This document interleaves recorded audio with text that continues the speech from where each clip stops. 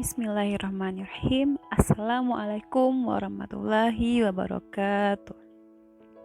Selamat pagi anak-anak ustazah semuanya. Semoga anak-anak ustazah semuanya berada dalam keadaan sehat walafiat. Amin ya rabbal alamin. Baiklah anak-anak ustazah, pada hari ini kita akan belajar mengenai IPA. Itu sambungan materi kita tentang bunyi, tentang pemantulan dan penyerapan bunyi. Sebelumnya kita udah belajar tentang 3 sifat bunyi.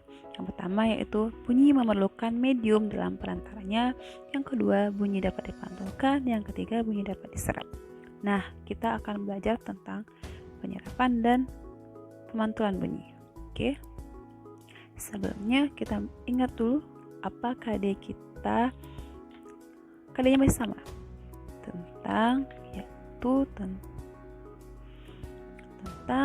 menerapkan sifat-sifat bunyi dan keterkaitannya dengan indera pendengaran.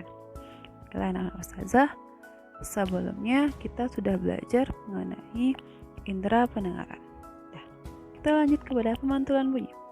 Jadi ketika bunyi mengenai dinding atau permukaan yang keras, contohnya batu, besi, seng, dan kaca. Jadi ketika gelombang suara mengenai benda yang keras, maka bunyi suara atau suaranya akan terpantul. Selanjutnya anak ustazah, ada 2 macam pemantulan bunyi. Mari kita lihat apa saja pemantulan bunyi. Antara lain yaitu yang pertama yaitu namanya gaung. Yang kedua itu gema. Jadi apa sih gaung dan gema itu? Apa perbedaannya? Nah, mari kita lihat apa itu gaung. Contohnya adalah berteriak di dalam kelas. Ketika kita berteriak di dalam kelas, maka ucapan menjadi terdengar tidak jelas atau bunyinya terganggu karena bunyinya terpantul. Jadi gaung adalah atau kerdam adalah pemantulan bunyi yang terdengar hampir bersamaan dengan bunyi aslinya sehingga terdengar kurang jelas. Selanjutnya itu gema. Gema adalah bunyi pantul yang muncul setelah bunyi asli selesai.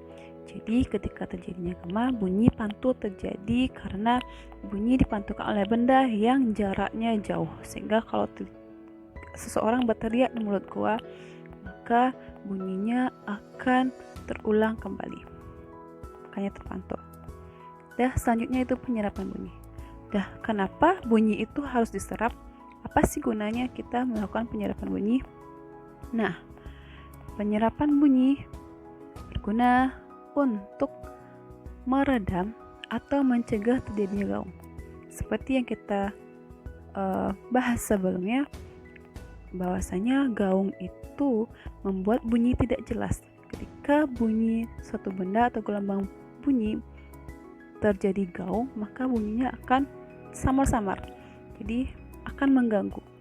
Nah, ada beberapa benda yang bisa meredam bunyi atau menyerap bunyi, yaitu benda-benda yang permukaannya lunak. Contohnya karpet, gabus, dan juga busa. Jadi ketika gelombang suara mengenai benda-benda yang lunak tersebut, contohnya karpet, dia akan teredam. Jadi bunyinya tidak akan terpantulkan. Oke. Jadi ada beberapa tempat yang menggunakan peredam bunyi. Contohnya pertamanya bioskop. Kalau di bioskop itu ada karpet yang sangat tebal yang digunakan untuk peredam bunyi. Selanjutnya studio, supaya suara musiknya bagus, makanya dilakukan peredaman bunyi dan juga gedung pertemuan. Dilakukan juga supaya suara presenter atau suara pembawa acaranya terdengar bagus. Sekian materinya. Sekarang tugas anak-anak ustazah yaitu temukan 2 contoh gema dan gaung yang terjadi dalam kehidupan sehari-harinya. 2 aja ya anak-anak ustazah. Gema dan gaung. 2 gema dan 2 gaung. Nah, anak-anak ustazah, sekian materi kita pada hari ini. Semoga anak-anak ustazah tetap semangat dalam belajarnya di rumah, dan juga saya ingatkan selalu membantu orang tua, dan juga semoga video yang ustazah bikin ini bermanfaat. Ustazah akhiri dengan wabillahi taufiq wal hidayah. Assalamualaikum warahmatullahi wabarakatuh.